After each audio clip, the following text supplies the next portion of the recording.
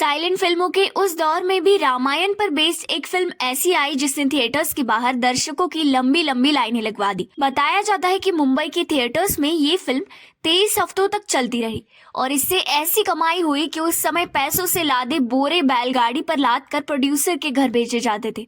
इस फिल्म का नाम है लंका दहन और ये 1917 में रिलीज हुई थी। आइए बताते हैं इस फिल्म के बारे में। भारत की पहली फीचर फिल्म राजा हरिश्चंद्र 1913 में बनाने वाले दादा साहेब फाल्के को भारतीय सिनेमा का जनक कहा जाता है।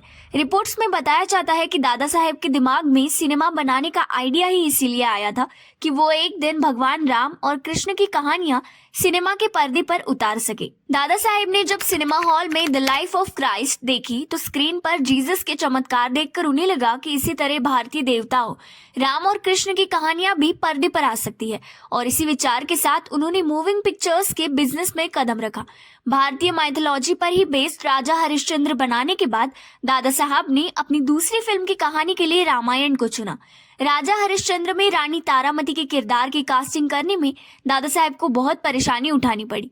उस समय फिल्में अपने आप में एक हवा थी और कैमरा उससे भी ज्यादा। खुद को सभ्य और कुलीन मानने वाले परिवार महिलाओं के घर से बाहर निकलने पर नाराजगी जाहिर करते थे। यहाँ तो बात फिल्म की थी जिसे हजारों लोग देखते। दादा साहेब ने महिलाओं की कास्टिंग का जो एड निकाला उसे पढ़कर कुछ सेक्स वर्कर्स ने जरूर दिलचस्पी दिखाई, मगर उनमें वैसा लुक नहीं था जो किरदार के लिए चाहिए था। इसी तलाश में परेशान फाल्के एक दिन ग्रांट रोड के एक रेस्टोरेंट में चाय पी रहे थे और वहां उनकी नजर रेस्टोरेंट में काम करने वाले कृष्ण हरि उर्फ अन्ना सालुंके पर पड़ी। इस लड़के की कदकाठी बहुत मस्क्यूलर नहीं थी और उसके हाथ भी पतले थे।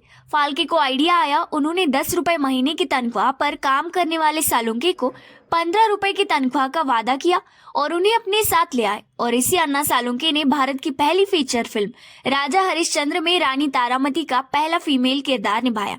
किताबें और किस्से बताते हैं कि सालुंके अपनी एक्टिंग को बहुत गंभीरता से लेते थे और बहुत मेहनत करते थे।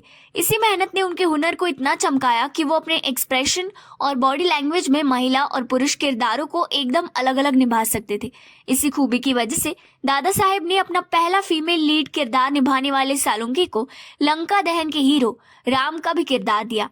इस तरह ये डबल रोल वाली पहली इंडियन फिल्म बनी और अन्ना सालुंके डबल रोल निभाने वाले पहले इंडियन एक्टर। रिपोर्ट्स बताती है कि रामायण पर बेस्ड लंका दहन के लिए मुंबई के थिएटर्स के बाहर लंबी लंबी लाइनें लग जाया करती थी। फिल्म की कमाई को बोरों में भरकर बैलगाड़ी पर लाद कर प्रोड्यूसर के घर पहुंचाया जाता था। इस कहानी में लोगों की श्रद्धा का भाव ऐसा था कि शुरुआत में जब फिल्म थिएटर में लगी तो लोग बाहर जूते चप्पल उतार कर फिल्म देखने अंदर जाते थे और इस फिल्म का क्रेज तब इतना तगड़ा था जबकि फिल्मों में आवाज नहीं थी। सिनेमा में रामायण को उतारने की ये पहली कोशिश जबरदस्त कामयाब हुई और आने वाले सालों में इसने हिंदी फिल्मों से लेकर साउथ तक के कई फिल्म मेकर्स को इस तरह की फिल्म बनाने के लिए प्रेरित किया।